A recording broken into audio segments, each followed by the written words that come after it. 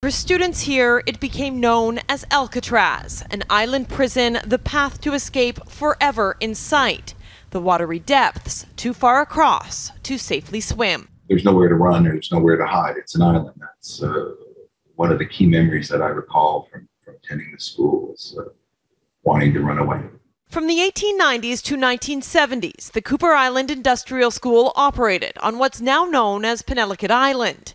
Now, the Penelakut Tribe confirms the discovery of more than 160 undocumented and unmarked graves on the former school site within their territory. I admit I wasn't terribly surprised. Chief and council decided it was time to announce that the work they had been doing and the numbers that they've located. In a letter informing neighboring First Nations communities, Chief Joan Brown writes, "It is impossible to get over the acts of genocide and human rights violations. Healing is an ongoing process, and sometimes it goes well, and sometimes we lose more people because the burden is too great." I hated it. There was lots of anger and lots of hate, but most of all, it's just like lots of sorrow because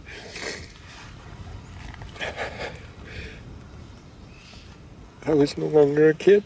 The school was officially closed in 1975. 5 years later, the building was demolished. But the pain remains real for generations of survivors still experiencing trauma. The whole abuse stayed deep within my heart, my soul. I would not allow it to come out. Global News has reached out to the Penelakut Tribe for further information, but officials have not yet returned calls for comment. It's believed ground-penetrating radar was used in this investigation, and there is still more work to be done, what will likely only add to the number of suspected graves reported to be found right across the country. To members of the Penelakut Tribe, we are here for you.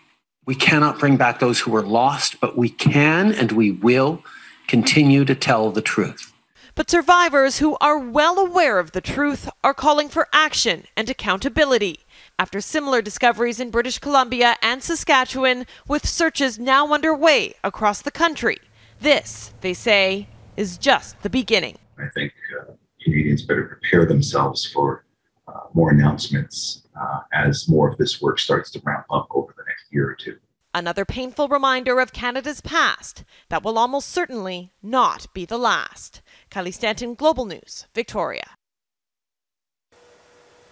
There is support for those who need it. The Indian Residential School Survivors Crisis Line is available in Canada 24 hours a day. The number is toll-free and you can speak in confidence.